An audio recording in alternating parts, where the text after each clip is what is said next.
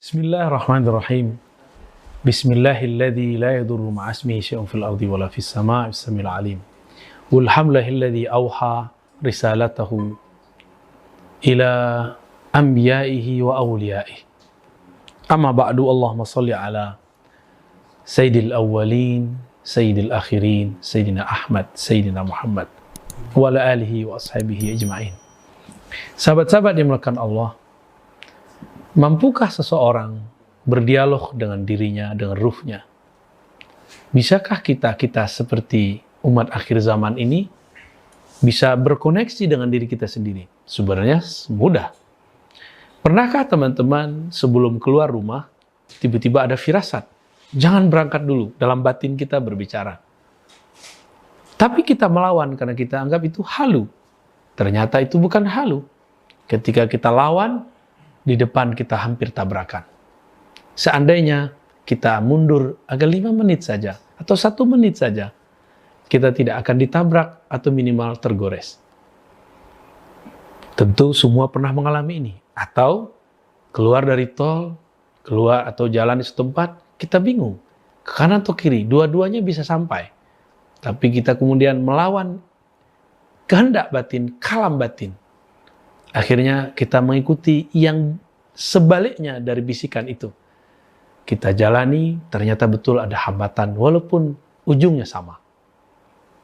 Inilah akibatnya orang yang tidak mampu berkomunikasi dengan batinnya, atau dia bisa komunikasi, cuma dia tidak menghiraukannya.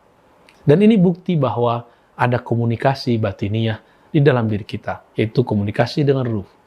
Jika akal komunikasi dengan makna-makna, lidah dengan suara-suara, kolbu dengan rasa, ruh dengan sirnanya semua rasa.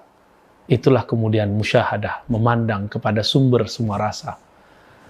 Sahabat-sahabat yang bukan Allah, di dalam Al-Quran, adakah hal-hal yang berkaitan dengan itu? Bahwa Allah berbicara kepada ruh seseorang, atau seseorang bisa berkomunikasi dengan ruhnya. Karena kalau seseorang mampu mengenal dirinya, komunikasi dengan ruhnya, dia akan mampu berkomunikasi kepada sang penghembus ruh, yaitu Allah Subhanahu wa Ta'ala. Dalam surat Al-Maidah ayat 5,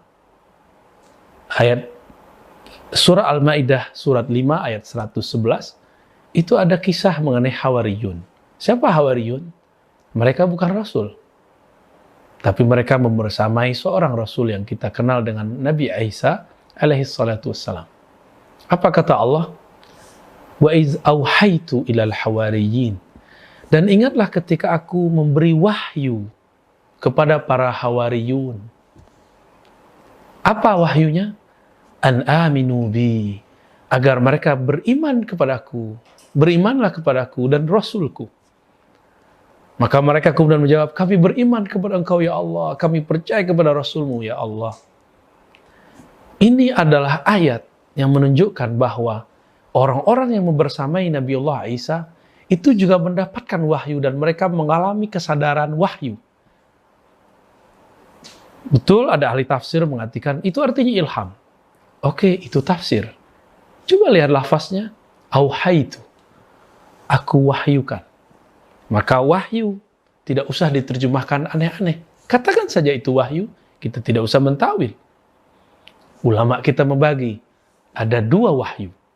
Ada wahyu tasyri'i, ada wahyu pensyariatan. Ini adalah dialog Nabi dengan ruhnya. Ruhnya menerima sinyal dari Allah sang peniup ruh. Untuk apa? Untuk membawa misi, membawa hukum, untuk merubah hukum, untuk memproduksi hukum syariat. Ini biasanya diturunkan melalui wasilah Sayyidina Jibril, pemimpin para malaikat di langit sana. Itu sebabnya wahyu tasyri'i tidak turun setiap saat. Bahkan ketika Nabi mengatakan kepada seorang perempuan, datang besok bakal turun berita dari langit. Tapi ternyata tidak turun-turun. Karena wahyu tasyri'i bukan atas kehendak Nabi, tapi atas kehendak ilahi. Sebenarnya Nabi sudah melihat Al-Quran itu turun di Baitul Izzah, di langit. Cuma kenapa belum turun ke bumi? Itulah yang ditunggu-tunggu oleh Sayyidina Rasulullah Sallallahu Alaihi Wasallam. Nah, Nabi mampu berdialog untuk ranah ini. Tapi ada yang dilupakan orang, ada yang disebut wahyu nubuwah. Wahyu kenabian, yang mana inilah yang diwariskan para ulama, pewaris para nabi. Apa yang diwariskan? Adalah wahyu nubuwah. Kemampuan berdialog dengan ruh. Kemampuan berdialog dengan sang peniup ruh. Dan itu terjadi detik per detik, saat per saat, menit per menit, hari per hari, bulan per bulan, tahun per tahun, tiada hentinya. Allah berkalam mengirimkan kalam-kalamnya kepada sang kekasihnya.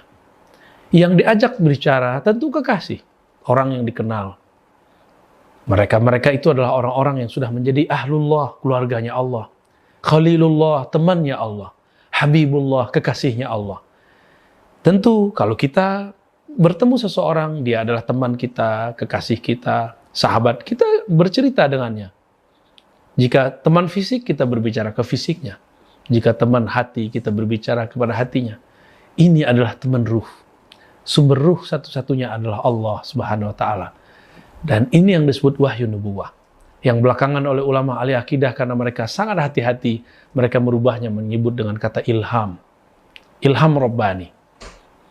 Padahal dalam kitab-kitab terdahulu, ilham itu maksus bil malak. Itu dikhususkan jika datang dari malaikat.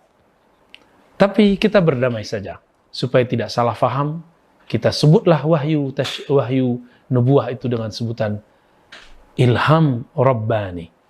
Ilham bisikan-bisikan, kalam-kalam, obrolan-obrolan Allah kepada kekasih-kekasihnya. Jadi bisakah kita berdialog dengan ruh? Bisa.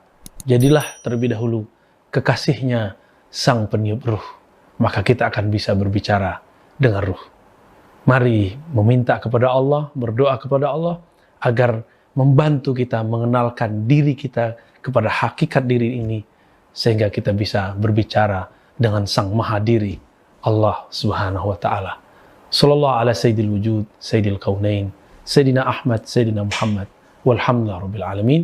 Assalamualaikum.